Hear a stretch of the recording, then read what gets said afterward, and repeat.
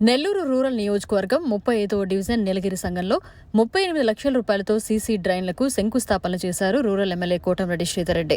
ఈ సందర్భంగా నెల్లూరు రూరల్ పరిధిలోని నీలగిరి సంఘం వాసులు ప్రధానంగా ఎన్నో ఏళ్ల నుంచి డ్రైనేజ్ సమస్యలతో ప్రజలు ఇబ్బంది పడుతున్నారని, ఈ పరిస్థితుల నేపథ్యంలో గడప గడపకు కోటంరెడ్డి గిరిధర్రెడ్డి కార్యక్రమం జరిగినప్పుడు ఈ సమస్యను ఆయన దృష్టికి తీసుకెళ్లారని, తమ్ముడు గిరిధర్రెడ్డి హామీ మేరకు అన్న rural MLA Kotamreddy Sridhar Reddy drainage నిర్మాణానికి 38 లక్షల రూపాయల నిధులతో నేడు పనులను ప్రారంభించారు. ఈ సందర్భంగా రూరల్ ఎమ్మెల్యే కోటంరెడ్డి శ్రీధర్రెడ్డి మీడియాతో మాట్లాడారు. ఈ కార్యక్రమంలో cluster incharge Mannem Penchal Naidu, TDP senior నేత తాటి వెంకటేశ్వర్లు, యాకసిరి శరచంద్ర, ముని, వదనాల వెంకటరమణ, కుమార్, భాస్కర్, సాబ్జాన్ తదితరులు పాల్గొన్నారు. 100 మీటర్ల డ్రైన్ల నిర్మాణం వాస్తవం చెప్పాలంటే ఓ నెల రోజుల ముందు నా తమ్ముడు కోటంరెడ్డి గిరిధర్రెడ్డి గడప గడపకి ఈ ప్రాంతానికి ఇచ్చేసినప్పుడు ఈ ప్రాంతంలో ఉండే నాయకులు కావచ్చు, ఈ ప్రాంతంలో ఉండే ప్రజలు కావచ్చు, నీలగిరి సంఘంలో ఈ యొక్క డ్రైన్ల నిర్మాణం, ఎందుకంటే ఇక్కడ డ్రైన్లు చేసేదానికి కాంట్రాక్టర్లు ఎవరు ముందుకు రాని పరిస్థితి.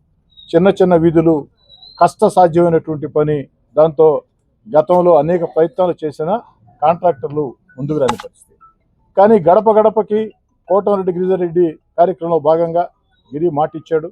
ఆ మాటని నెరవేర్చేదానికి అటు అధికారులతో, కాంట్రాక్టర్లతో ప్రత్యేకంగా మాట్లాడి ఖచ్చితంగా నీలగిరి సంఘంలో డ్రైన్ నిర్మాణం అవసరం. ఈ 38 లక్షల రూపాయలతో ఇక్కడ డ్రైన్లు చేపట్టినట్లయితే పలు అడ్డవీధులకి డ్రైన్లు వస్తాయి. మరో 9 లక్షలు కేటాయించినట్లయితే నీలగిరి సంఘంలో పూర్తి స్థాయిలో డ్రైన్ నిర్మాణం సమస్య లేకుండా పోతుంది, నిర్మాణం జరిగిపోతుంది. ఆ 9 లక్షలు కూడా కేటాయించమని కమిషనర్ గారిని, అధికారులను కూడా కోరటం జరిగింది. త్వరలో కేటాయిస్తామని చెప్పారు. ఈ 38 లక్షల రూపాయలతో ఈ యొక్క డ్రైన్ నిర్మాణం వేగవంతంగా ప్రారంభించి అతి త్వరలోనే ప్రారంభోత్సవం చేసుకుంటామని తెలియజేసుకుంటూ, నా ఉద్దేశంలో ఒకటే, ఎక్కడైనా సరే అభివృద్ధి పనుల విషయంలో శంకుస్థాపన చేశామంటే ఏదో టెంకాయలు కొట్టామా, ఫోటోలు తీసుకున్నామా, వెళ్ళామా అన్న ధోరణి ఉండకూడదు. ఖచ్చితంగా ఏదైతే పని పూర్తి కావాలా, నిర్దేశిత కాలం ప్రకారం పని పూర్తి కావాలా, ఆ ప్రకారం నెల్లూరు రూరల్ నియోజకవర్గంలో రోడ్లు కావచ్చు, డ్రైన్లు కావచ్చు, పైప్ లైన్లు కావచ్చు, కరెంటు సౌకర్యాలు కావచ్చు, తాగునీటి సమస్య కావచ్చు, ఈ యొక్క సమస్యల పరిష్కారం కోసం గత 7 నెలలుగా తెలుగుదేశం పార్టీ కూటమి అధికారంలోకి వచ్చిన తర్వాత యుద్ధ ప్రాతిపదికన అధికారుల సహాయ సహకారాలతో చేపడుతున్నాం. రాబోయే రోజుల్లో మరిన్ని కార్యక్రమాలకు కూడా శ్రీకారం చుట్టబోతున్నాం.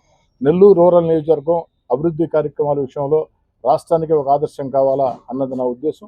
అదేవిధంగా గౌరవ ముఖ్యమంత్రి చంద్రబాబు నాయుడు గారి ఆకాంక్ష అభివృద్ధి కార్యక్రమాలు, అదేవిధంగా సంక్షేమ కార్యక్రమాలు, అమరావతి ఆంధ్రప్రదేశ్ గర్వించే రాజధాని, ఆంధ్రప్రదేశ్ జీవనాడి పోలవరం పూర్తి, మన బిడ్డలకు ఉద్యోగం వచ్చేదానికి విదేశాల నుంచి లక్షల కొద్దీ పెట్టుబడులు ఆకర్షించి పరిశ్రమలు స్థాపించడం, ఇవన్నీ ఆలోచనతో ఇంత పెద్ద వయసులో కూడా చంద్రబాబు నాయుడు గారు గత వైఎస్ఆర్ కాంగ్రెస్ పార్టీ ప్రభుత్వంలో పట్టాలు తప్పినా, గాడి తప్పినా రాష్ట్ర ప్రజల్ని, రాష్ట్రాన్ని అన్ని రకాల కూడా ముందుకు తీసుకుపోయేదానికి, రాష్ట్ర ప్రజలకి మేలు చేసేదానికి కృషి చేస్తూ ఉన్నారు.